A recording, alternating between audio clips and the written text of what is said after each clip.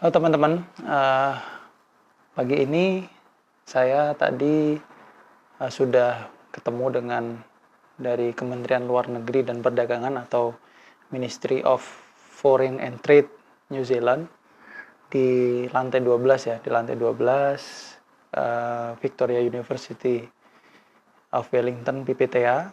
Dia ada beberapa event yang mengucapkan terima kasih dan juga sebuah kehormatan bisa bergabung. Juga kita diberi, nanti akan saya review juga ini berita sini. Sebelum itu saya akan berbagi tips ya teman-teman terkait satu tentang peraturan perundang-undangan yang ada kaitannya dengan ini, ya ini jenis peraturan perundang-undangan.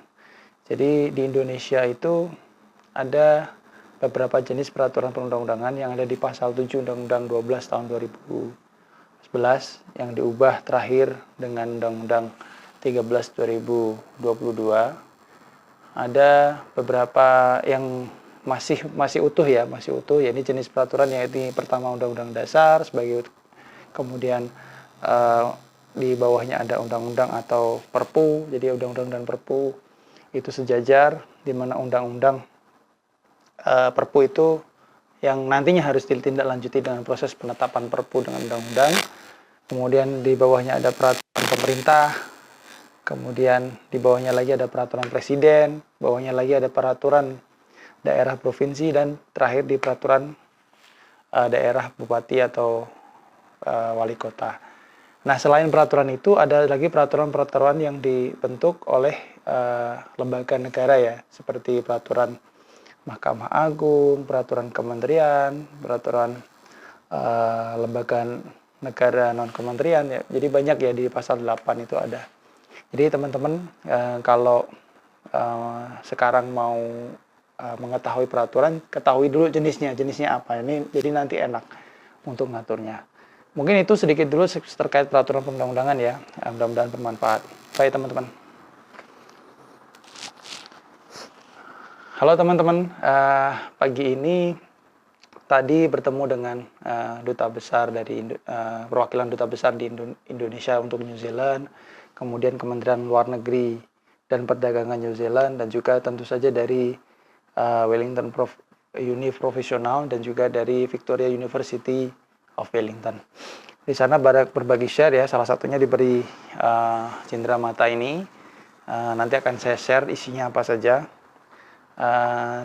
Tapi sebelum itu nanti saya akan berbagi terkait dengan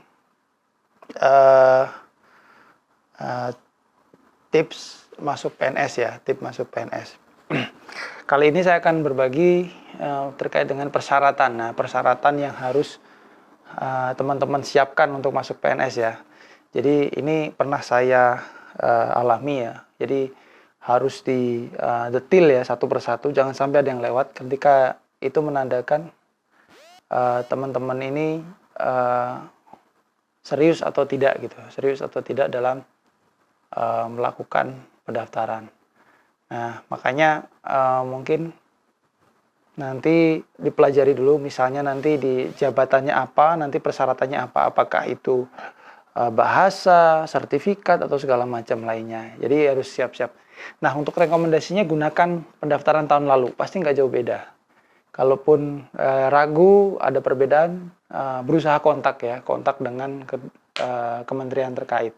Jadi nanti akan ada perbaruan atau searching di peraturan perundang-undangannya. Jadi ada website peraturan seperti di JDIH, cari dokumentasi ilmu hukum yang online ya, JDIH, pasti ada, search aja di mesin pencari internet. Kemudian di websitenya kementerian tersebut atau lembaga tersebut atau pemerintah daerah. Nanti di situ akan muncul semua peraturan-peraturan yang muncul tahun kemarin. Tuh, kemudian juga siapkan juga berbagai tesnya ya, tesnya apa saja nanti akan, jadi juga persiapkan dengan baik. Mudah-mudahan teman-teman bisa masuk diterima dan bermanfaat untuk negara, tidak hanya untuk mendapatkan income atau penghasilan ya, tapi juga bisa bermanfaat bagi negara. Terima kasih, mudah-mudahan bermanfaat. Bye. Selamat pagi teman-teman.